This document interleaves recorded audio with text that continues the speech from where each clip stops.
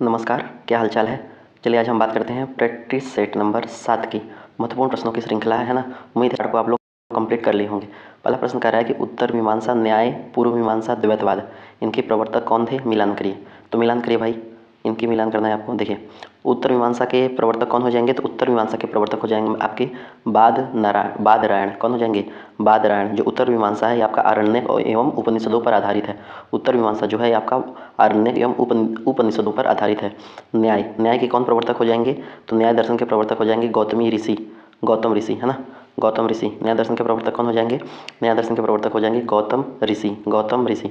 पूर्व मीमांसा के प्रवर्तक कौन हो जाएंगे, जो पूर्व मीमांसा है आपका कर्मकांड में विश्वास रखता है ना, तो पूर्व मीमांसा के प्रवर्तक हो जाएंगे जैमिनी। कौन हो जाएंगे, जैमिनी। पूर्व मीमांसा के प्रवर्तक कौन हो जाएंगे, जैमिनी हो जाएंगे। द्वैतवाद के प्रवर्तक कौन हो जाएंगे, तो द्वैतवाद के प्रवर्तक हो जाएंगे माधवाचार्य। द्वैतवाद के प्रवर्तक कौन हो जाएंगे, द्वैतवाद के प्रवर्तक हो जाएंगे माधवाचार्य। तो इसका आंसर कौन सा हो जा रहा है, इसका आंसर हो जा रहा है ऑप्शन नंबर ए ही, है ना। Option number A is right answer. अगला प्रश्न देखिए, अगला प्रश्न कह रहा है कि अच्छा रीजनिंग का प्रश्न आ गया, तो इसको मिलान करना है। आप देखिए ध्यान से, कह रहा है यल है 169 है, फिर जे है, फिर 196 है, फिर एफ है और 256 है। तो इसको देखिए, आप यहाँ पे अगर देख रहे होंगे, ये आपका स्क्वायर लग रहा है। किसका स्क्वायर है, ये आपका 13 का स्क्वायर है ना। ये आपका 13 का स्क्वायर है, ये आपका 13 स्क्वायर, ये आपका 14 का स्क्वायर है, ये 16 का स्क्वायर है। तो यहाँ पे 15 का स्क्वायर आएगा ना। 15 का स्क्वायर कितना होता है, 225। 15 का स्क्वायर कितना है, 225। तो 225 ऑप्शन में एक ही है ये, तो इसको ये सही हो जाएगा। देखिए यल का वैल्यू क्या होता है, यल 12 होता है, जे 10 होता है। तो 2 कम हो रहा है ना, एच 8 हो जाएगा यहाँ पे, एच 8 हो जाएगा और एफ 6 हो जाएगा, तो एच ही। तो ऑप्शन नंबर 2 का सी सही होगा। अगला प्रश्न देखिए, कह रहा है विचार करिए, विचार करिए। निम्नलिखित कथनों पर विचार करना है, बताना है आपको। कह रहे हैं सीटों की संख्या के आकार, मतलब आकार के अनुसार अवरोही क्रम में चुनना है। तो सबसे सीटों की संख्या कहाँ पे है, इसके अनुसार आपको बताना है, ठीक है।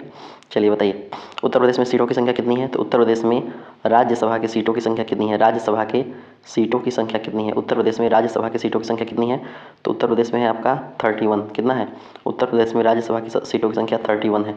महाराष्ट्र में कितनी है, महाराष्ट्र में 19 है। महाराष्ट्र में कितनी है, महाराष्ट्र में 19 है। बिहार में कितनी है, बिहार में आपका 16 है। बिहार में राज्यसभा सीटों की संख्या कितनी है, 16 है। तमिलनाडु में कितनी है, तमिलनाडु में 18 है। तो आप क्रम सजा लीजिए, सबसे ज़्यादा किस में है, सबसे ज़्यादा पहले उत्तर प्रदेश में है ना। इसके बाद किस में है, इसके बाद आपका महाराष्ट्र में है, महाराष्ट्र 3 हो जाएगा। इसके बाद किस में है, इसके बाद आपका तमिलनाडु में हो जाएगा, है ना। इसके बाद फिर बिहार हो जाएगा। 1 3 4 2, 1 3 4 2 कौन से ऑप्शन में है, 1 3 4 2, option number D is right answer, है ना। तो राज्यसभा के सीटों की संख्या के अनुसार आप यहाँ पे बता सकते। देखिए राज्यसभा जो सीट होती है, राज्यसभा जिसको, राज्यसभा किस अनुच्छेद में है, राज्यसभा जो राज्यसभा है आपका किस आर्टिकल में है, तो राज्यसभा आर्टिकल नंबर 80 में है। किस में है, आर्टिकल 80 में। राज्यसभा में चुने जाने वाले सदस्यों की न्यूनतम आयु कितनी होनी चाहिए, तो होनी चाहिए 30 वर्ष, और लोकसभा में 25 वर्ष, ठीक है। वर्तमान में राज्यसभा मतलब में कितने मतलब सदस्य हैं, तो मतलब राज्यसभा कितने हो सकते हैं, 245, ठीक है। राज्यसभा कैसा सदन है, राज्यसभा एक अस्थायी है, क्या नहीं, स्थायी सदन है। कैसा सदन है, स्थायी सदन है। मतलब जो कभी भी इसमें, मतलब जो कभी भी भंग नहीं हो सकता, जो कभी भी भंग नहीं हो सकता। और राज्यसभा के सदस्यों का कार्यकाल कितना होता है, 5 वर्ष नहीं, 6 वर्ष होता है। कितना होता है, 6 वर्ष होता है। इसमें क्या होता है ना, इसमें एक तिहाई जो सदस्य होते हैं वे प्रति 2 वर्ष पर सेवानिवृत्त होते हैं, ठीक है। ये चीज़ याद रखिएगा। अच्छा, राज्यसभा का सभापति कौन होता है, तो राज्यसभा का सभापति उपराष्ट्रपति होता है, जो राज्यसभा का पदेन सभापति होता है। ओके सर, ये चीज़ याद रखिएगा। राज्यसभा जो है वो कहाँ कहाँ पे, जैसे वहाँ के प्रतिनिधित्व तो कहाँ के नहीं है, जैसे अंडमान निकोबार हो गया, चंडीगढ़ हो गया, है ना, दादरा नगर हवेली हो गया, लक्षद्वीप हो गया, ये चीज़ हो गई। अगला प्रश्न कर रहा है कि विशेष आहरण अधिकार, विशेष आहरण अधिकार, इसको आप सुने होंगे, में निम्नलिखित में से कौन सी मुद्राएं शामिल हैं। विशेष आहरण अधिकार इसको बोलते हैं SDR, क्या बोलते हैं, SDR, SDR। तो IMF ने SDR को अपनाने का फैसला कब करते हैं, तो IMF यानी कि इंटरनेशनल मॉनेटरी फंड, या जो है SDR को अपनाने का फैसला करती है 1969 में, है ना, 1969 में, ठीक है। तो विशेष आहरण अधिकार निम्नलिखित में से कौन सी मुद्राएं शामिल है, तो इसमें कौन सी मुद्राएं शामिल हैं आपको बताना है। तो इसमें जो है हमें तो सभी लग रहा है, अमेरिकी डॉलर भी है, ठीक है, जापानी येन भी है, यूरोपियन यूरो भी है, ब्रिटिश पाउंड स्टर्लिंग भी है, चीन रेमिन भी है। ओके, तो उपयुक्त सभी हो जाएगा। इसका आंसर क्या हो जाएगा, इसका आंसर हो जाएगा उपयुक्त सभी। अगला प्रश्न देखिए, कह रहा है कि सूची को मिलान करिए, मिलान करिए भाई। देखिए ये आपका आदेश आ जा रहा है, सूची को मिलान करने की बात आ जाती है, ठीक है। तो ये हो रहा है, ये सब ये क्या है, सारी चीज़ें ये आपका रिट दिख रही हैं। रिट किसको बोलते हैं, रिट बताइए। रिट देखिए, सर्वोच्च न्यायालय को 5 प्रकार की रिट जारी करने का एक शक्ति प्रदान की जाती है, ठीक है। तो पहले हम यहाँ पे मिलान करते हैं। परमादेश किसको बोलते हैं, परमादेश मतलब हमारा आदेश है। परमादेश मतलब होता है कि क्या, हमारा आदेश है। परमादेश मतलब हमारा आदेश है। बंदी प्रत्यक्षीकरण मतलब क्या होता है कि सशरीर प्रस्तुत होना। सशरीर प्रस्तुत होना। अधिकार परीक्षा मतलब क्या होता है? अधिकार परीक्षा मतलब क्या होता है? अधिकार परीक्षा मतलब होता है किसी आज्ञा के अधिकार से, किसी आज्ञा के अधिकार से। और उत्प्रेक्षण लेख मतलब क्या होता है? उत्प्रेक्षण लेख, उत्प्रेक्षण लेख मतलब होता है प्रमाणित करने से। किसे करने से? प्रमाणित करने से, है ना, प्रमाणित करने से। इसका आंसर क्या हो जाएगा? प्रमाणित करने से, प्रमाणित करने से। ओके सर, ये चीज़ याद रहेगा। तो इसका आंसर मिला जी, कौन सा हो जाएगा इसका आंसर सही? Option number D is right answer, है ना। तो देखिए जो सर्वोच्च न्यायालय होती है उसको 5 प्रकार की रीट जारी करने का अधिकार होता है। कौन कौन सा? एक होता है आपका बंदी प्रत्यक्षीकरण, है ना, एक होता है आपका बंदी प्रत्यक्षीकरण, दूसरा होता है परमादेश, एक बंदी प्रत्यक्षीकरण, दूसरा होता है परमादेश, एक होता है प्रतिषेध, एक होता है प्रतिषेध। प्रतिषेध मतलब होता है रोकना, प्रतिषेध मतलब होता है रोकना। एक होता है आपका अधिकार परीक्षा और एक होता है उत्प्रेषण। ठीक है, ये चीज़ याद रखिएगा। अगला प्रश्न देखते हैं। अगला प्रश्न क्या करा है? मीनार आर्द्रभूमि किस भारतीय राज्य में स्थित है? बताइए, मीनार आर्द्रभूमि किस भारतीय राज्य में स्थित है? तो इसको जो है मैं आपको बता दे रहा हूँ, इसको राजस्थान का, इसको राजस्थान का क्या बोलते हैं? इसको राजस्थान का पक्षी ग्राम बोला जाता है। क्या बोला जाता है? पक्षी ग्राम। इसको राजस्थान का पक्षी ग्राम बोला जाता है, जो उदयपुर के राजस्थान में स्थित है। कहाँ पे स्थित है? उदयपुर के राजस्थान में स्थित है। ठीक है, ये चीज़ याद रखिएगा। देखिए जो मीनार आर्द्रभूमि, आर्द्रभूमि मतलब क्या होता है? आर्द्रभूमि मतलब होता है रामसर। रामसर में रामसर रामसर सम्मेलन आप सुने होंगे, रामसर स्थल। तो देखिए जो रामसर स्थल होता है वो कहाँ पे है? स्थित रामसर। रामसर कहाँ पे स्थित है? रामसर स्थित है आपका आर्द्रभूमि को जो जारी करता है बताता है। तो रामसर स्थित है आपका ईरान में। कहाँ पे स्थित है? ईरान में, ईरान में, है ना। रामसर पर देखिए ईरान में क्या होता है कि ईरान में 2 फरवरी 1971 2 फरवरी 1971 को एक सम्मेलन होता है। मतलब यहाँ पे एक इसकी नींव पड़ती है। भारत में इसमें कब हस्ताक्षर करता है? तो भारत इसमें आता है 1 फरवरी 1982 को, 1 फरवरी 1982 को। देखिए 2 फरवरी को आर्द्रभूमि दिवस भी मनाया जाता है, क्योंकि 2 फरवरी 1971 को इसकी नींव पड़ती है रामसर सम्मेलन की। ठीक है, अगर आपसे पूछे कि भारत में भारत का सबसे बड़ा रामसर सम्मेलन कौन सा है, मतलब रामसर स्थल कौन सा है, तो आपका हो जाएगा सुंदरवन का डेल्टा। कौन सा हो जाएगा? सुंदरवन का डेल्टा। ठीक है, अगर आपसे पूछ ले सबसे छोटा रामसर स्थल कौन सा है, सबसे छोटा, भारत में सबसे छोटा रामसर स्थल कौन सा है, तो रेणुका। रेणुका रेणुका रेणुका रेणुका कहाँ पे है? रेणुका हिमाचल प्रदेश में है। रेणुका कहाँ पे है? रेणुका हिमाचल प्रदेश में। और सुंदरवन का डेल्टा कहाँ पे स्थित है? ये आपका तो पता होगा, पश्चिम बंगाल में, है ना, पश्चिम बंगाल में। ओके सर, याद रखिएगा। अगला प्रश्न देखिए, कह रहा है भूमध्य रेखा, कर्क रेखा और मकर रेखा, तीनों रेखा जो है निम्नलिखित में से किस एक महाद्वीप से गुजरती है? किस एक महाद्वीप से गुजरती है, इसको आप बताइए। तो आपका गुजरती है अफ्रीका महाद्वीप से। कहाँ से गुजरती है? अफ्रीका महाद्वीप से गुजरती है। देखिए जो अफ्रीका महाद्वीप होता है ये विश्व का दूसरा सबसे बड़ा महाद्वीप है, दूसरा सबसे महाद्वीप है। ओके सर, याद रखिएगा। जो अफ्रीका महाद्वीप है ये विश्व का दूसरा सबसे बड़ा महाद्वीप है। एक याद रखिएगा, जिब्राल्टर जल संधि, जिब्राल्टर जो जल संधि होता है यह यूरोप को अफ्रीका से अलग करता है। यूरोप को अफ्रीका से क्या करता है? अलग करता है। यूरोप को अफ्रीका से क्या करता है? यूरोप को अफ्रीका से अलग करता है। ये चीज़ याद रखा। अब अफ्रीका महाद्वीप की सबसे बड़ी झील कौन सी होती है? तो अफ्रीका महाद्वीप की सबसे बड़ी झील विक्टोरिया झील। ठीक है, जो विक्टोरिया झील होती है वहीं से विषुवत रेखा गुजरती है। कौन सी रेखा गुजरती है? विषुवत रेखा गुजरती है। ठीक है, और वहीं से विश्व की सबसे लंबी नदी निकलती है, नील नदी। वहीं सबसे विश्व की लंबी नदी निकलती है, नील नदी। ठीक है, और एक अफ्रीका में नदी होती है कांगो नदी। जो कांगो नदी होती है वे विषुवत रेखा और लिम्पोपो नदी, जो कांगो नदी होती है, देखिए मैं आपको बता रहा हूँ ऐसे, जो कांगो नदी होती है, कांगो नदी, और एक होती है लिम्पोपो नदी, लिम्पोपो नदी। कांगो नदी जो होती है ये विषुवत रेखा को, और जो लिम्पोपो नदी होती है ये मकर रेखा को 2 बार काटती है। कांगो नदी विषुवत रेखा को 2 बार काटती है और लिम्पोपो नदी ये मकर रेखा को 2 बार काटती है। ठीक है, ये चीज़ याद रखिएगा। तो विषुवत रेखा जो होती है ये अफ्रीका के 7 देशों से होकर गुजरती है। ठीक है, ये चीज़ याद रखिएगा। तो कह रहा है कि भूमध्य रेखा, कर्क रेखा और मकर रेखा तीनों निम्नलिखित में से किस एक महाद्वीप से होकर गुजरती है? तो आपका आंसर हो जाएगा अफ्रीका महाद्वीप। अगला बताइए, महाधिवक्ता की नियुक्ति के उच्च कथन और कारण दिया है। कथन और कारण के बारे में आपको बताना है। ठीक है, कह रहा है कि महाधिवक्ता की नियुक्ति उच्च न्यायालय के मुख्य न्यायाधीश द्वारा की जाती है। नहीं, ये गलत दिख रहा है ना।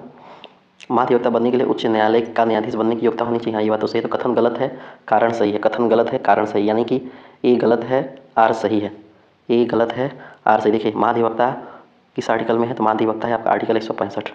आर्टिकल 165 में जो है राज्य की महाधिवक्ता की व्यवस्था की जाती है। यह राज्य का सर्वोच्च कानून अधिकारी होता है ना, राज्य का सर्वोच्च कानून अधिकारी होता है।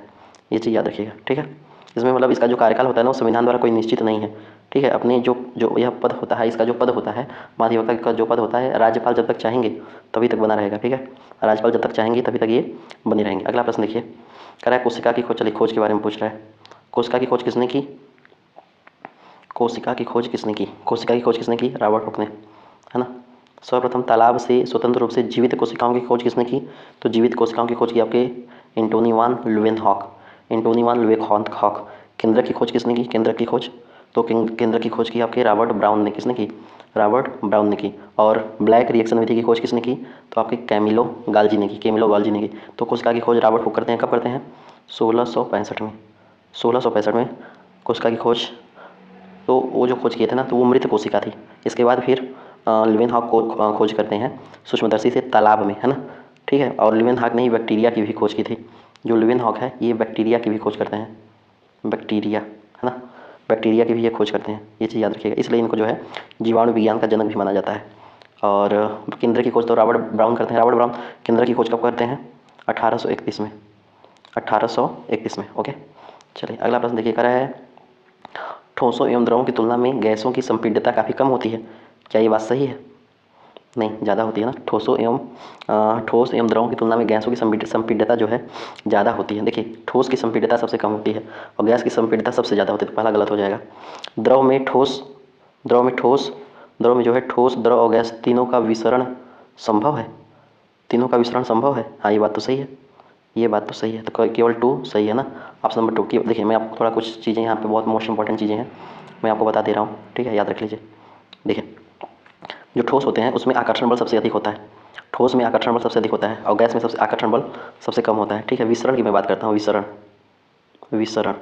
तो विसरण में क्या होता है कि विसरण सबसे ज़्यादा किस में होता है? सबसे ज़्यादा विसरण किस में होता है? गैस में होता है, ठीक है। उसके बाद किस में होता है? उसके बाद होता है लिक्विड में, है ना। और लिक्विड के बाद किस में होता है? फिर ठोस में होता है, यानी सॉलिड में होता है। अगर हम बात कर लें गतिज ऊर्जा की, काइनेटिक एनर्जी, ठीक है, गतिज ऊर्जा की बात करें तो गतिज ऊर्जा सबसे ज़्यादा किस में होती है? गैस में होती है।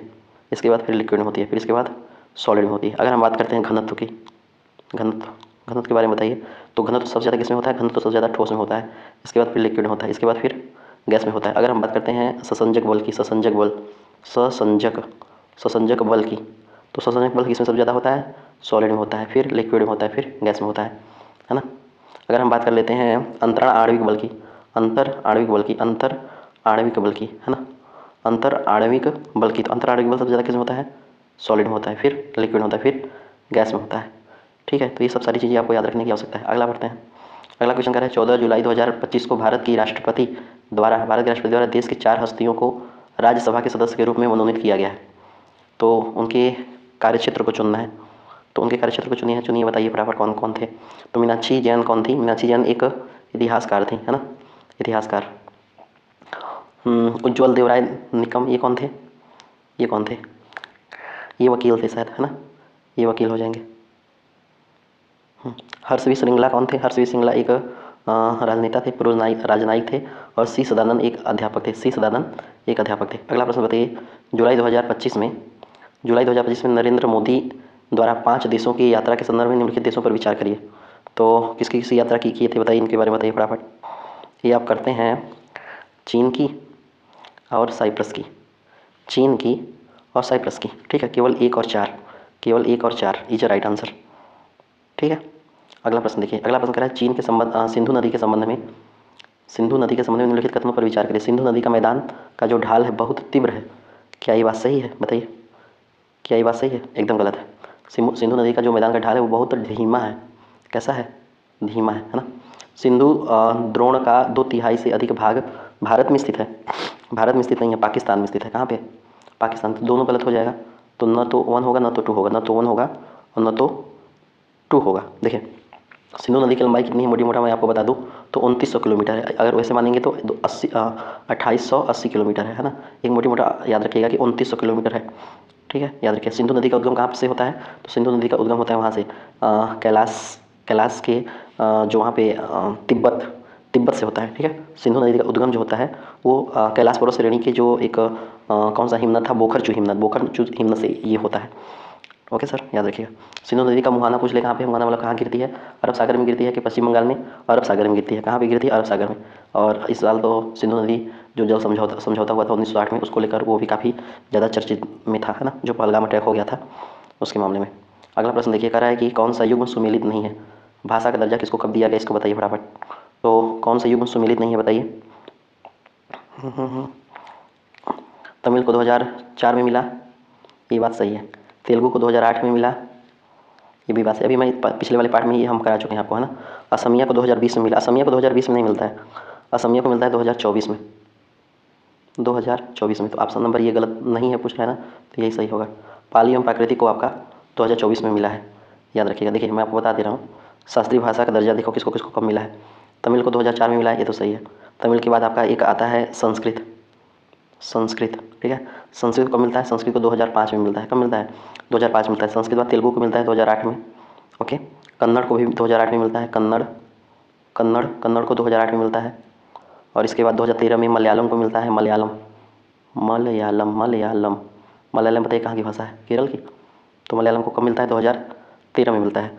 2014 में उड़िया को मिलता है, उड़िया, उड़िया को 2014 में मिलता है, 2014 में मिलता है। फिर 4 से 5 भाषाओं को 2024 में मिलता है। 5 भाषाओं में 2024 में कौन किस हो गया, एक हो गया आपका पाली एवं प्राकृति, ठीक है, पाली प्राकृति। एक असमिया, असमिया भी हो गया, असमिया को भी 2024 में मिलता है। और एक हो गया आपका वो मराठी और बंगाली, मराठी, मराठी और बंगाली, मराठी और बंगाली को भी 2024 में मिलता है। यहाँ से चीज़ याद रखिएगा। चलिए इसको बताइए क्या कर रहा है कि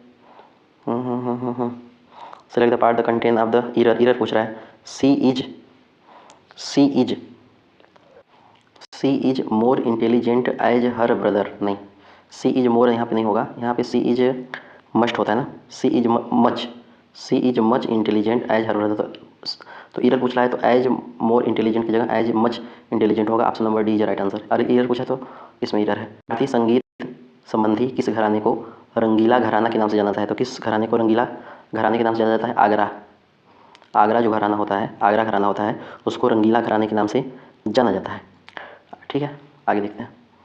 तो यहाँ पे आगरा घराना हो जाएगा, कौन सा घराना हो जाएगा, आगरा घराना हो जाएगा। ओके सर, याद रहेगा। आगे देखिए, ऑस्ट्रिया के राजकुमार आर्क ड्यूक फर्डिनेंड की हत्या कब हुई, बताइए।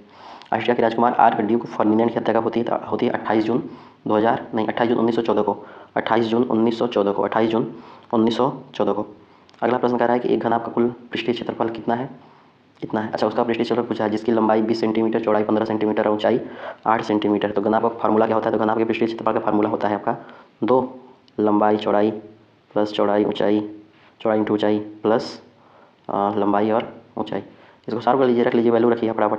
तो इसको आप वैल्यू रखेंगे तो हाँ हो जाएगा आपका, जैसे मैं फार्मूला आपको बता दिया, 2 इंटू 20 इंटू 5 होगा प्लस 15 इंटू 8 होगा प्लस 20 इंटू 8 हो जाएगा। सॉल्व कर लीजिए फटाफट, क्या हो जाएगा, सॉल्व करेंगे तो इसका आंसर कितना आ रहा है, 20 पंचे 100 और प्लस 15 अट्ठे 120 और 8 दूनी 16 160, इधर 100 100 100 तो 100 100 300 6 2 8, गड़बड़ मैं कहीं पे किया हूँ। अच्छा ये 15 हो गया, यहाँ पे 15 होगा ना, रुकिए मैं फिर से कर दे रहा हूँ। देखिए 20 में 15 का गुणा करेंगे कितना कितना आ जाएगा, 15 दूना 30, 300 आ जाएगा, 300 प्लस फिर 15 में 8 का गुणा करेंगे कितना आ रहा है, 15 अट्ठे 120 आ रहा है, ठीक है। इसके बाद फिर 20 में 8 का गुणा करेंगे, 20 अट्ठे 160 आ रहा है। इसको ऐड कर लीजिए, 300 400 500 580, 580 और बाहर भागे 2 है, तो इसको मल्टीप्लाई कर लीजिए, 5 दूनी 1000 और 8 दूनी 100, 1160, 1160 is right answer, option number A. संयोग में किस उपसर्ग का प्रयोग हुआ है, तो संयोग में बताइए किस उपसर्ग का प्रयोग हुआ है, बताइए फटाफट। में आपका सम उपसर्ग का प्रयोग हुआ है, किसका उपसर्ग का प्रयोग है, सम उपसर्ग का प्रयोग हुआ है।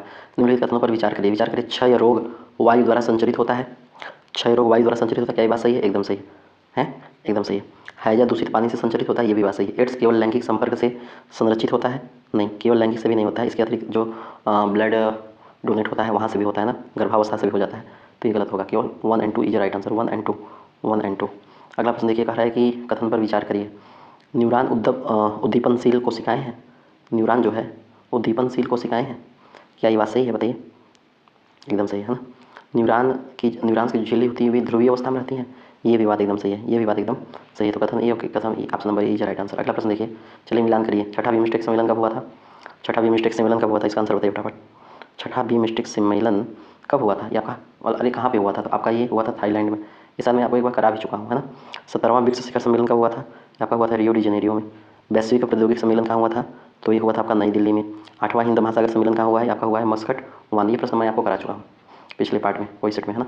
स्वच्छ सर्वेक्षण के संदर्भ में निम्नलिखित में से कथनों पर विचार करिए। चलिए कथन पर विचार करिए भाई, क्या बोल रहा है। और इसको बताना कि कौन सा सत्य कथन भी है, ठीक है। राष्ट्रपति द्रौपदी मुर्मू ने नई दिल्ली में विज्ञान भवन में स्वच्छ सर्वेक्षण 2024-25 के आयोजन में भाग लिया। एकदम सही है। कार्यक्रम स्वच्छता मंत्रालय द्वारा आयोजित की जाती है। स्वच्छता आयोजन द्वारा क्या आयोजित की जाती है, हमें तो नहीं लग रहा है। शायद शहरी कार्य मंत्रालय द्वारा आज वो हुआ था क्या। गया जी ने स्वच्छता सर्वेक्षण 2024-25 में ODF का दर्जा प्राप्त किया है। ODF का दर्जा प्राप्त किया है, हाँ ये प्राप्त किया था। ऑप्शन नंबर 1 और 3 सही होगा, ये 2 नहीं होगा, केवल 1 और 3, केवल 1 और 3, है ना। अगला प्रश्न देखिए, कह रहा है निम्नलिखित में से भिन्न का चयन करिए। कौन सा भिन्न है, बताइए। Coat shirt jacket sweater, coat shirt jacket sweater, भिन्न चयन। तो पहनने वाले तो सब है, लेकिन जैकेट ठंडी में पहना जाता है, स्वेटर भी ठंडी में पहना जाता है। कोट, कोट हो जाएगा यहाँ पे ना, कोट भी ठंडी में पहना जाता है, लेकिन जो शर्ट है ये गर्म मतलब नॉर्मल हमेशा पहना जाता है। ऑप्शन नंबर बी ये अलग है। किसी उधार दी गई राशि पर 20% वार्षिक दर से 3 वर्षों के लिए चक्रवृद्धि और साधारण ब्याज के बीच का अंतर 432 रुपये है। तो इसको आपको बताना है कौन सा आंसर इसका सही हो जाएगा, बताइए। इसको मैं आपको होमवर्क दे दे रहा हूँ ना, क्योंकि टाइम ज़्यादा इसमें लग जाएगा, करा लेंगे। बाकी ज़्यादा मतलब ज़्यादा लगेगा नहीं, इसको आप एक बार अपने से सॉल्व करके बताइए, मैं आपको करा दूँगा नेक्स्ट पार्ट में। अगला प्रश्न क्या कह रहा है, ज्योतिबा फुले के संबंध में निम्नलिखित कथनों पर विचार करिए। तो विचार करिए भाई। सत्य शोधक समाज की स्थापना 1872 में हुई थी, क्या सही है। हाँ ये नहीं, सत्य शोधक समाज की स्थापना 1872 में हुई, 1827 में हुई थी। 1827 में हुई थी, 1827 में थी। ज्योतिबा फुले को इनका जन्मदाता मतलब कहाँ माना जाता है, ठीक है। ज्योतिबा फुले ने गुलामगिरी नामक पुस्तक की रचना 1778 में की थी, है 1773, उल्टा सीधा दिया ये 1773 में कैसे, 1873 में, है ना। 1873 में की थी, 1873 में की थी, ठीक है। ये भी गलत, ये भी गलत हो गया। सबसे पहले इन्हें सबसे पहले महात्मा की उपाधि दी गई। महात्मा की उपाधि गांधी जी को दी गई थी। क्या बात कर रहे हैं आप। अच्छा, गांधी जी को बाद में दी गई थी क्या। गांधी जी को बाद में दी, तो इसका ऑप्शन नंबर ये सही है। और कह रहे कौन सा असत्य है, असत्य तो पहला और दूसरा असत्य है, तो ऑप्शन नंबर सी सही हो जाएगा। कह रहा है कौन उष्णकटिबंधीय घास स्थल है, कौन उष्णकटिबंधीय घास स्थल है, इसका आंसर बताइए। इसका आंसर हो जाएगा आपका लानोस। लानोस कहाँ पे पड़ता है घास का मैदान, ये वेनेजुएला में है, वेनेजुएला। ओके सर, बाकी हम और घास का मैदान आपको बता चुके हैं। पंपास कहाँ पड़ता है बताइए। पंपास उरुग्वे अर्जेंटीना वगैरह में पड़ता है। कैंटेबरी, कैंटेबरी कहाँ पड़ता है बता दीजिए। कैंटेबरी न्यूजीलैंड में पड़ता है ना, न्यूजीलैंड। वेल्ड कहाँ पड़ता है, वेल्ड दक्षिण अफ्रीका में पड़ता है। स्टेपी एक पड़ता है यूरेशिया वगैरह में। डाउन्स, एक डाउन्स घास मैदान पड़ता है, ऑस्ट्रेलिया वगैरह में पड़ता है। चलिए इसका बताइए। कह रहा है कि इतने गुलाम आवेश को वोल्ट के बिंदु बी से 135 विभव वाले बिंदु ए तक ले जाने में कितना कार्य करना पड़ेगा, कितना कार्य करना पड़ेगा भाई, कितना कार्य करना पड़ेगा।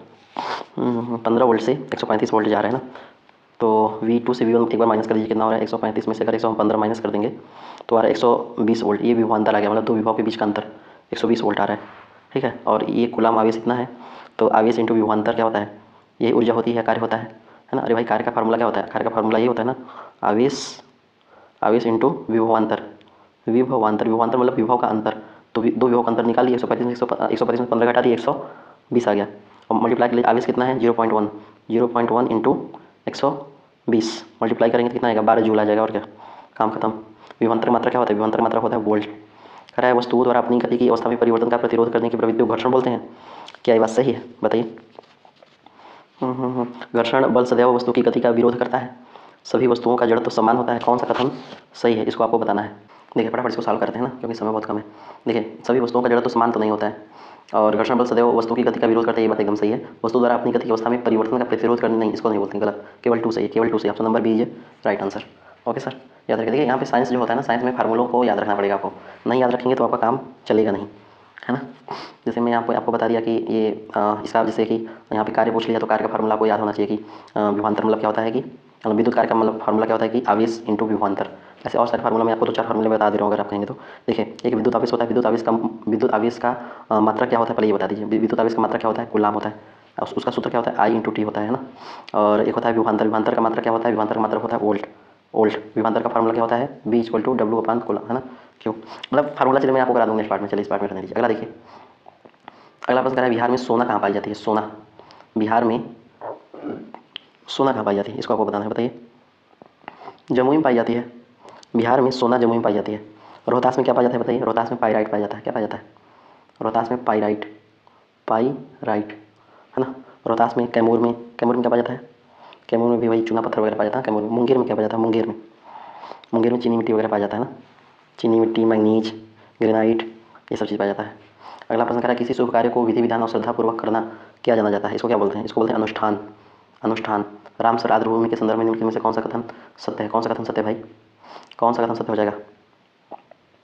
कह रहा है भारत में राम श्राद्ध संख्या कुल 90 है। 90 नहीं है, अभी तक तो है 93 हो गई है। कितनी हो गई है? 93 हो गई है। खींचचंद तथा मीनार आर्द्रभूमि राजस्थान में है, ये बात सही है। भारत में सर्वाधिक राम स्थल उत्तर प्रदेश में नहीं है, तमिलनाडु में है। तमिलनाडु में ना राम स्थल की संख्या जो है भारत का विश्व में चौथा स्थान है। क्या ये बात सही है? विश्व में चौथा स्थान है।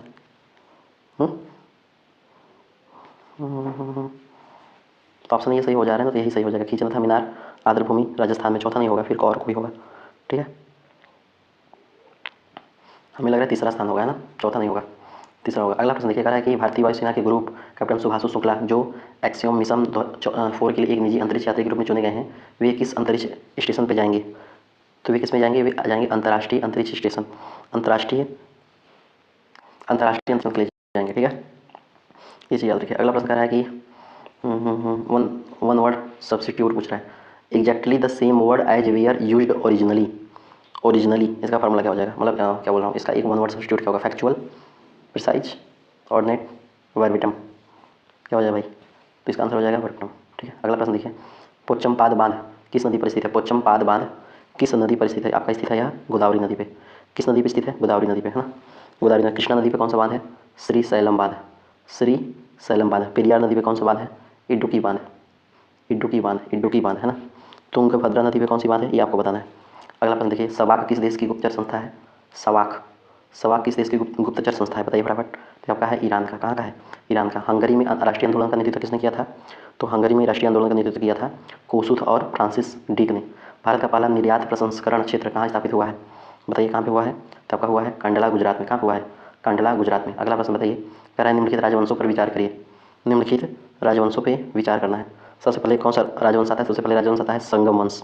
संगम वंश कब से कब आता है? 1336 से 1485 के आसपास, है ना, 1485 के आसपास। तो पहले संगम वंश हो जाएगा।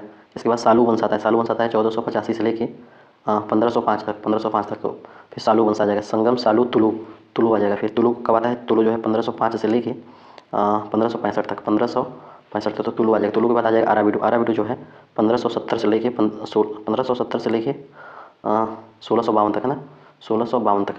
तो 2142 2143 option number D is right answer. Okay sir, अगला प्रश्न देखिए। चलिए, कह रहे दो उम्मीदवार के बीच में एक चुनाव को कुल वैध मतों का 60% प्राप्त हुआ, 20% मत अवैध थे, 20% मत अवैध थे भाई। तो कह रहा है और यदि मतों की संख्या कुल इतनी थी तो दूसरे उम्मीदवारों को प्राप्त वैध मतों की संख्या ज्ञात करिए। तो प्राप्त वैध मतों की संख्या जैसे मान लीजिए, चलिए बताता है 16,250। ओके, तो इसमें जो है 20% पहले मत अवैध थे, तो 20% कम कर लीजिए, 80/100 हो जाएगा। ठीक है, और कुल वैध मतों का 60% प्राप्त हुआ था, यानी 40% इनको नहीं प्राप्त हुआ था, दूसरे उम्मीदवार को प्राप्त हुआ था। ठीक है, इसको सॉल्व कर लीजिए फटाफट। 2 शून्य से 2 शून्य इधर उड़ गया, 1 से इधर उड़ गया, काटिए इसको। 8 8 45, अच्छा 16 लास्ट में 6 आ रहा है। ये ऑप्शन नंबर बी, मुझे बी नहीं है यार।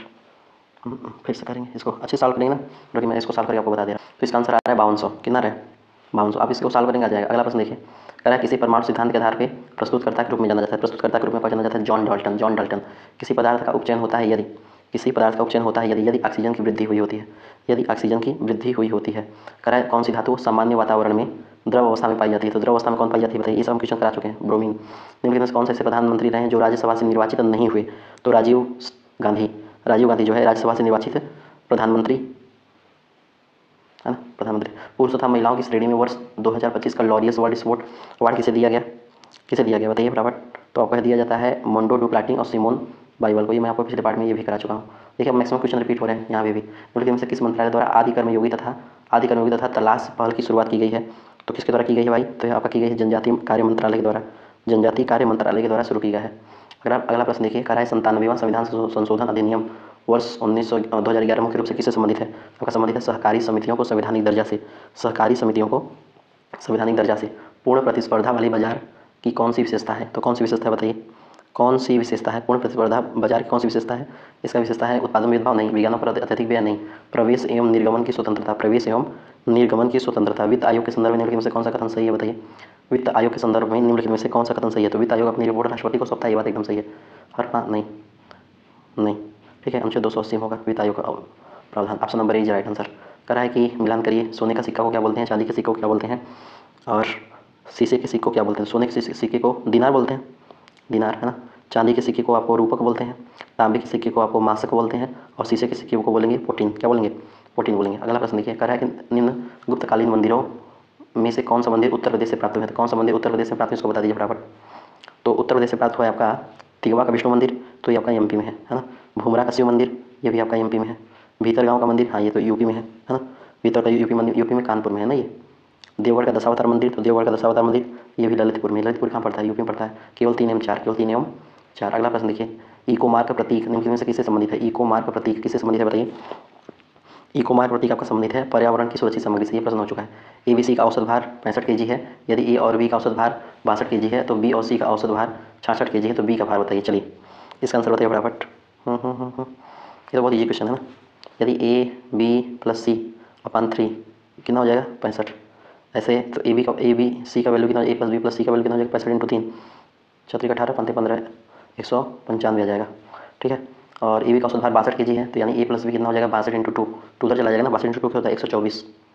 और B और C का औसत भार 66 है, तो B+C 66 × 124, 66 × 2 124 वैल्यू रख लीजिए, फटाफट आंसर आ जाएगा, ठीक है। तो बी का भार इसमें आप सॉल्व कर लेंगे, जैसे A+B+C उसमें से घटा लेंगे, तो इसका आंसर मैं आपको बता दे रहा हूँ कितना आएगा। इसका आंसर आ जाएगा 61 आ जाएगा। अगला प्रश्न देखिए, कोपेन की जलवायु वर्गीकरण के अनुसार तमिलनाडु का कोरोमंडल जो तट है वह किस प्रकार की जलवायु के अंतर्गत आता है? तो आता है आपका एस जलवायु के अंतर्गत। किस जलवायु के अंतर्गत? एस जलवायु। सावलकोट जल विद्युत परियोजना की शुरुआत किस राज्य ने की थी? किस राज्य ने की थी? तो आपका किया था जम्मू और कश्मीर राज्य ने। जम्मू और कश्मीर राज्य ने। जनगणना 2027 के संबंध में निम्नलिखित में से कौन सा कथन असत्य है? असत्य के बारे में पूछता है, कौन सा कथन असत्य है भाई? तो कह रहा है जो जनगणना है कौन सा कथन असत्य है ये पूछ रहा है, ठीक है। 16वीं जनगणना जो है ये 2 चरणों में पूरी होगी, ये बात सही है। 1931 के बाद ये पहली जनगणना है जिसमें जातिगत जनगणना की जाएगी, ये भी बात सही है। पहले चरण की शुरुआत 1 अक्टूबर 2025 से हिमाचल प्रदेश, जम्मू कश्मीर एवं अरुणाचल प्रदेश से होगी। 2025 से नहीं हो रही है ना, 2026 हो रही है। बाकी चीज़ तो सही है लेकिन 2026 हो रही है, ये गलत हो जाएगा। Option number C, option number C is right answer, क्योंकि असत्य पूछा है, बाकी ये सही है। जियो टैगिंग वाला मामला। कह रहा है हाल ही में मराठा के ये प्रश्न भी देखिए हो चुका है। मराठा सैन्य प्रदेशों को यूनेस्को की विश्व धरोहर सूची में शामिल किया गया है। ये भारत की कौन सी संपत्ति थी? तो भारत का इसमें आ जाएगा 44वीं थी। कौन सा मूल मात्रक नहीं है? मूल मात्रक कौन सा नहीं है बताइए? मीटर हो गया, एम्पियर हो गया, ओम्स हो गया, सेकंड ओम। ओम जो है मूल मात्रक नहीं है। ओम क्या है? ओम मूल मात्रक नहीं है। देखिए मूल मात्रक 7 होती हैं, कौन कौन सी? लंबाई, द्रव्यमान, समय, तापमान, विद्युत धारा, ज्योति तीव्रता, पदार्थ की मात्रा। द्रव का दाब निर्भर करता है। द्रव का दाब किस पे निर्भर करता है? इसका आंसर बताइए। द्रव का दाब किस पे निर्भर करता है? द्रव का दाब जो है यह आपका किस पे निर्भर करता है? तो ये आपका निर्भर करता है केवल द्रव की गहराई पे, केवल द्रव की घनत्व पे, केवल गुरुत्वीय त्वरण पे नहीं, तीनों पे। गहराई, घनत्व, गुरुत्वीय त्वरण तीनों पे करता है। अगला प्रश्न देखिए, अगला प्रश्न कर रहा है कि निम्नलिखित में से असत्य कथन का चयन करिए। असत्य कथन का चयन करिए बताइए। क्या नोबेल पुरस्कार प्राप्त करने वाली पहली महिला मैडम क्यूरी थी? नहीं, मैडम क्यूरी नहीं थी, है ना। असत्य कथन का पूछ, अच्छा असत्य, हाँ तो पहली मैडम क्यूरी ही थी। असत्य कथन का पूछ रहा है, ठीक है।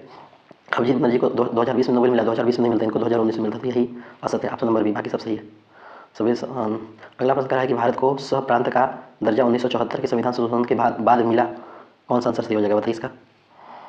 सिक्किम को भारत के सह प्रांत का दर्जा 1974 के संविधान संशोधन के बाद मिला, ये बात एकदम सही है। सिक्किम विधानसभा चुनाव में सिक्किम कांग्रेस को भारी बहुमत मिली जो भारत के साथ जोड़ने के पक्ष में थी, ये भी बात सही है। ए और आर दोनों सही है, और आर इसकी सही व्याख्या भी कर रहा है। बिहार युवा आयोग गठन के संबंध में निम्नलिखित में से असत्य कथन का चयन करना है। असत्य कथन का चयन करना है, चलिए बताइए। 8 जुलाई 2025 को बिहार मंत्रिमंडल की बैठक में बिहार युवा आयोग के गठन को मंजूरी मिली, एकदम सही है। आयोग में 1 अध्यक्ष, 2 उपाध्यक्ष, 7 सदस्य होंगे, ये भी बात सही है। आयोग के सभी सदस्यों की उम्र 35 वर्ष नहीं होगी, 45 वर्ष होगी। कितनी होगी? तो यही सही आंसर है, ऑप्शन नंबर सी। असत्य पूछा है ना, ऑप्शन नंबर सी। अगला प्रश्न देखिए, 2 वस्तुओं के द्रव्यमान का अनुपात इतना है और उनका आयतन समान है, तो घनत्व अनुपात क्या हो जाएगा? घनत्व का अनुपात क्या हो जाएगा? तो घनत्व का अनुपात क्या हो जाएगा? देखिए जो द्रव्यमान का अनुपात होगा वही घनत्व का हो जाएगा, है ना, क्योंकि घनत्व जो होता है वो प्रोपोर्शनल टू आयतन होता है। तो P1/P2 बराबर M1/M2, क्योंकि समान है, आयतन समान है, तो यही हो जाएगा सेम। अगला प्रश्न देखिए, बिहार के कितने जिले उत्तर प्रदेश से सीमा साझा करते हैं? 8 जिले। 8 जिले उत्तर प्रदेश से सीमा साझा करते हैं। ऊपर से ध्यान दीजिए, पश्चिम चंपारण, ठीक है, गोपालगंज, सिवान, सारण, भोजपुर, बक्सर, कैमूर, रोहतास, ठीक है। इधर यूपी हो गया, इधर बिहार हो गया। अगला प्रश्न देखिए, कह रहा है भारतीय रुपये विदेशों से ऋण लेने के लिए कौन सा बॉन्ड जारी करता है? कौन सा बॉन्ड जारी करता है भाई, इसको बता दीजिए फटाफट। तो जारी करता है मसाला बॉन्ड्स। मसाला बॉन्ड्स निम्नलिखित में से कौन सा दर्शन नास्तिक दर्शन है? नास्तिक दर्शन है, नास्तिक दर्शन है। तो नास्तिक दर्शन पूछ रहा है, तो इसमें उत्तर मीमांसा होगा नहीं, है ना। बौद्ध दर्शन, बौद्ध दर्शन हमें नास्तिक दर्शन लग रहा है, ठीक है। तो केवल 2 हो जाएगा, केवल 2 हो जाएगा, केवल 2 हो जाएगा, क्योंकि बौद्ध दर्शन नास्तिक दर्शन है। अगला प्रश्न देखिए, कह रहा है कि निम्नलिखित में से कौन सा राज्य का अनिवार्य घटक नहीं है? कौन सा राज्य का अनिवार्य घटक नहीं है, इसको बताइए फटाफट। कौन सा नहीं? तो देखिए, भूभाग है, जनसंख्या है, सरकार है, गैर संप्रभुता नहीं। Option number D is right answer. DRDO ने किसके साथ मिलकर भारत का पहला स्वदेशी carbon fibre food prosthesis launch किया है? किसके साथ मिलकर किया है बताइए भाई। तो आपका यह किया है एम्स दिल्ली के साथ नहीं, एम्स बीबी नगर के साथ, एम्स बीबी नगर के साथ। निम्नलिखित में से कौन सा राज्य मच्छरों की जनसंख्या की प्रणाली या निगरानी के लिए एआई आधारित स्मार्ट प्रणाली की शुरुआत की है? किसने शुरू की है? आपका शुरू किया है आंध्र प्रदेश ने। क्लोर क्षार की प्रक्रिया NaOH के निर्माण के दौरान निम्नलिखित में से कौन सा आयन की कैथोड की ओर स्थानांतरित हो जाता है? कौन स्थानांतरित हो जाता है? तो हो जाता है आपका सोडियम। निम्नलिखित में से किस शासक ने क्रय विक्रय में सांकेतिक मुद्रा सोने और चांदी के समान प्रचलित किया था? किसने किया था? तो आपका किया था मोहम्मद बिन तुगलक ने। मोहम्मद बिन तुगलक ने। पौधों की परिधि निम्नलिखित में से किसके कारण होती है? पौधे की जो तन की परिधि में जो वृद्धि होती है वह किसके कारण होती है? तो किसके कारण होती है बता दीजिए फटाफट। तो होती है आपका पार्श्व विभेद्योतक के कारण, है ना, पार्श्व विभेद्योतक के कारण। ठीक है, ये सब प्रश्न मैं आपको करा भी चुका हूँ। जलियांवाला बाग हत्याकांड की जांच के हेतु अक्टूबर 1919 में लॉर्ड हंटर के अध्यक्षता में हंटर कमेटी का जो गठन होता है, इसमें कितने भारतीय सदस्य थे बताइए? 3 भारतीय सदस्य थे। कितने भारतीय सदस्य थे? 3 भारतीय सदस्य थे। इनके नाम भी मैं आपको बता चुका हूँ। लाल सीतलवाड़ थे एक, सुल्तान अहमद थे और जगत नारायण थे। सुभाष चंद्र बोस द्वारा अंडमान द्वीप का नाम बदल कर क्या रखा गया? क्या रखा गया? तो रखा गया शहीद द्वीप। क्या रखा गया? शहीद द्वीप। ठीक है। जापान ने अंडमान निकोबार जो है कब उनको सौंप दिया? देखिए जापान का था, ठीक है, जो अंडमान निकोबार था ये जापान का था। तो 8 नवंबर, याद रखिएगा 8 नवंबर 1943 को, 8 नवंबर 1943 को जापान ने अंडमान निकोबार द्वीप समूह ये किनको सौंप दिया? सुभाष चंद्र बोस को सौंप दिया। सुभाष चंद्र बोस को सौंप दिया ये, याद रखिएगा। ठीक है, नेताजी स्वयं इस द्वीप पर आए और इनका नामकरण किया। अगला देखिए, कारण निम्नलिखित में से उपार्जित लक्षण है। उपार्जित लक्षण क्या है भाई? उपार्जित लक्षण, उपार्जित लक्षण क्या हो जाएगा? शरीर का वजन, शरीर का वजन। ठीक है, क्योंकि नेत्र का रंग, त्वचा का रंग, बालों की प्रकृति, ये सब अनुवांशिक लक्षण है। अगला कह रहा है कि 45 वर्ष के करीब महिलाओं का मासिक स्राव बंद हो जाता है। इस अवस्था को क्या बोलते हैं? इस अवस्था को मीनोपोज बोलते हैं। क्या बोलते हैं? मीनोपोज, मीनोपोज बोलते हैं। ठीक है, मादा का जो जननांग होती है, जो जननांग होते हैं वे जो है 12 से 14 वर्ष की अवस्था में मतलब अपना कार्य चालू कर देते हैं। ठीक है, और प्रत्येक 28 से 30 दिन में मतलब क्या होता है? अंडाणु का निर्माण होता है ना, जिसको मासिक आना बोलते हैं, रजोधर्म वगैरह जो बोलते हैं, चक्र बोलते हैं। अगला प्रश्न कह रहा है कि 28 जुलाई 2025, देखिए मीनोपोज आंसर आ गया ना वहाँ पे ऊपर ऑप्शन में। 28 जुलाई 2025 को भारतीय सेना ने किस ऑपरेशन के तहत पहलगाम हमले के दोषी 3 पाकिस्तानी आतंकवादियों को जम्मू कश्मीर के दाचिगम नेशनल पार्क के समीप मार गिराया? ऑपरेशन महादेव के तहत। ऑपरेशन महादेव के तहत। ऑपरेशन सिंदूर कब चला था बताइए? 7 अगस्त 2025 को, है ना। ऑपरेशन सिंधु एक होता है, ऑपरेशन सिंधु वो इजराइल और ईरान के विवाद के बीच में फंसे भारतीयों को वापस लाने के लिए चलाया गया था ऑपरेशन सिंधु। ऑपरेशन ब्रह्मा जो था वो म्यांमार में भूकंप आया था, वहाँ से भारतीयों को लाने के लिए चलाया गया था। Okay sir. कपास किस प्रकार की फसल है? कपास किस प्रकार की फसल है? तो कपास है आपका उष्णकटिबंधीय, उष्णकटिबंधीय। कपास किस प्रकार का फसल है? उष्णकटिबंधीय फसल है। निम्नलिखित में सबसे पहला एंटीबायोटिक दवा कौन सी है? तो सल्फा ड्रग। सल्फा ड्रग है सबसे पहले एंटीबायोटिक दवा। कब बनी थी? 1935 में, 1935 में, है ना। अगला प्रश्न कही बताइए, कह रहे किनके हृदय में 4 कक्ष होते हैं? किनके हृदय में 4 कक्ष होते हैं? 4 कक्ष किसके हृदय में होते हैं बताइए? मछलियों के?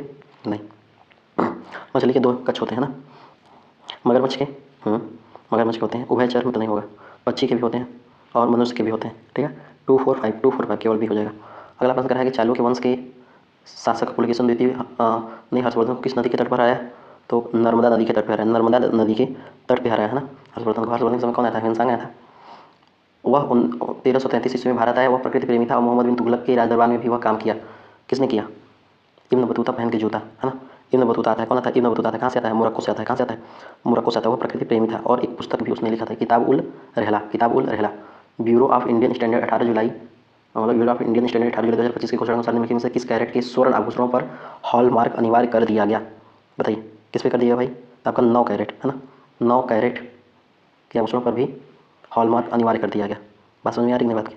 अभी तक कितनी कैरेट में हॉलमार्क जो शामिल था? 22 कैरेट, 24 कैरेट, 23 कैरेट, 10 कैरेट, मतलब 20 कैरेट, 18 कैरेट, 14 कैरेट, 9 कैरेट। हाल ही में केंद्रीय मंत्रिमंडल ने 3.5 करोड़ से ज़्यादा नए रोजगार सृजन करने के लिए कितनी राशि का रोजगार लिंक्ड प्रोत्साहन योजना की मंजूरी दी है? बताइए, इसका आंसर बताइए फटाफट। तो आपका दिया 1 लाख करोड़ रुपए की, 1 लाख करोड़ रुपए की। अगला प्रश्न देखते हैं। अच्छा, अगला प्रश्न कह रहा है कि लड़कियों की एक पंक्ति में फातिमा जो है एक सिरे से 15वें नंबर पे है और दूसरे सिरे से 9वें स्थान पे है। तो पंक्ति में कुल लड़कियों की खड़ी संख्या बताइए। देखिए टोटल बराबर लेफ्ट प्लस राइट -1। तो लेफ्ट से कितनी है, लेफ्ट से आपका 15 है, राइट से कितनी है, राइट से 9 है, -1 कितने 15 9 24 -1 23। आंसर 23 हो जाएगा। क्या हो जाएगा, 23 हो जाएगा। अगला प्रश्न देखिए, कह रहा है निम्नलिखित में से बंगाल के किस नवाब के द्वारा मुंगेर में बंदूक एवं तोपों के बनाने की कारखाना स्थापित किया गया। कहाँ स्थापित किया, किसके द्वारा, हमीर कासिम के द्वारा। निम्नलिखित में से पुष्पित पादप का कौन सा भाग द्विगुणित नहीं है। कौन सा पादप द्विगुणित नहीं है, इसका आंसर आपको बताना है। क्या हो जाएगा, अंडा। अंडा जो है यह द्विगुणित नहीं होता है, ठीक है, बाकी होता है। अमीबा और प्रोटोजोआ निम्नलिखित में से किस जगत के अंतर्गत आते हैं, किस जगत के अंतर्गत आते हैं बताइए फटाफट। आते हैं आपका प्रोटिस्टा। अमीबा जो और प्रोटोजोआ होते हैं ये प्रोटिस्टा के अंतर्गत आते हैं, ठीक है। जीएसटी परिषद की अध्यक्षता कौन करता है, तो जीएसटी परिषद की अध्यक्षता आपका केंद्रीय वित्त मंत्री करते हैं, तो आपको पता ही होगा। सन्यासी विद्रोह समाप्त किए जाने का श्रेय किस गवर्नर जनरल को दिया जाता है, तो किस गवर्नर जनरल को दिया था इसको बता दीजिए। Warren Hasting. किसको दिया जाता है, वारेन हेस्टिंग। वारेन हेस्टिंग है ना, वारेन हेस्टिंग। सन्यासी विद्रोह कब हुआ था, यह हुआ था 1763 से लेकर 1800 ईस्वी तक, है ना, 1800। इसका नेतृत्व किसने किया था, सन्यासी विद्रोह का नेतृत्व किसने किया था, मैं आपको बता चुका हूँ। भवानी पाठक, भवानी पाठक, भवानी पाठक और देवी चौधरानी, देवी चौधरानी, है ना। 1857 के विद्रोह के मतलब संदर्भ में निम्नलिखित में कौन सा कथन असत्य है, कौन सा कथन असत्य कर है। अधिकांश भारतीय शासकों ने भाग लिया, अधिकांश भारतीय शासकों ने भाग नहीं लिया, ये कथन असत्य है ना, पहले असत्य हो जाएगा। अधिकांश शिक्षित भारतीयों में समर्थन नहीं की बात सही है। बंगाल के ब्रिटिश सरकार के प्रति, बंगाल के जमींदार जो ब्रिटिश सरकार के प्रति वफादार बने रहे, ये भी बात सही है। यह संपूर्ण भारत को प्रभावित नहीं कर सका, ये भी बात सही है। अधिकांश भारतीय शासकों ने भाग लिया, यह कथन असत्य है। हाल ही में शुरू किए गए Quad at sea ship observer, Quad at ship observer mission का उद्देश्य क्या है, मिशन का उद्देश्य क्या है। इसका उद्देश्य जानते हैं क्या है, इसका उद्देश्य है कि हिंद प्रशांत क्षेत्रों में समुद्री सुरक्षा एवं सहयोग बढ़ाना, समुद्री सुरक्षा एवं सहयोग बढ़ाना। सार्वत्रिक गुरुत्वीय स्थिरांक निम्नलिखित में से कितना होता है, मतलब निम्नलिखित में से कितना होता है, कितना होता है बताइए। ये होता है 6.673 × 10⁻11 न्यूटन मीटर स्क्वायर पर kg²। ये प्रश्न एकदम याद रखिएगा।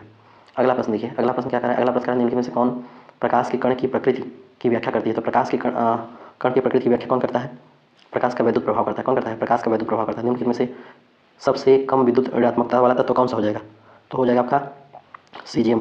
सीजियम जो है सबसे कम विद्युत ऋणात्मक वाला तत्व है। देखिए विद्युत ऋणात्मक तत्व कौन होते हैं, पहले आयोडीन, ब्रोमीन, क्लोरीन, फ्लोरीन, है ना। लिथियम जो होता है सबसे हल्का धातु होता है।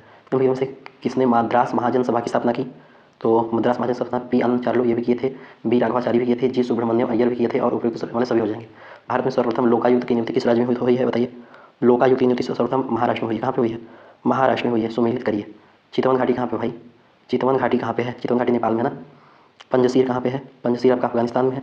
सेक्रेड, सेक्रेड कहाँ पे है, सेक्रेड पेरू में है। बाली में आपका पपुआ न्यू गिनी हो जाएगा। बाली कहाँ पे है, पपुआ न्यू गिनी में। भारत ने अपने पहली हाइड्रोजन चालित रेल कोच का सफल परीक्षण कहाँ पे किया है बताइए, इसका आंसर बताइए, कहाँ पे किया है। चेन्नई में किया है क्या, हाँ तो इंटीग्रल कोच फैक्ट्री चेन्नई में, इंटीग्रल कोच फैक्ट्री चेन्नई में किया है। 70वें फिल्म फेयर पुरस्कार से संबंधित निम्नलिखित में से कथनों पर विचार करिए, कथन पर विचार करिए फटाफट। 70वें राष्ट्रीय फिल्म पुरस्कार सर्वश्रेष्ठ हिंदी फिल्म का पुरस्कार गुलमोहर को मिला है। क्या ये बात सही है, एकदम सही है। सर्वश्रेष्ठ अभिनेता का पुरस्कार ऋषभ शेट्टी तथा अभिनेत्री का पुरस्कार नित्या मेनन को मिला है। ये भी बात सही है, दोनों सही हो जाएगा ना, दोनों। ऑप्शन नंबर सी, दोनों कथन सत्य है। चलिए मिलते हैं नेक्स्ट पार्ट में, तब तक के लिए धन्यवाद। जय हिंद, जय भारत, बाय।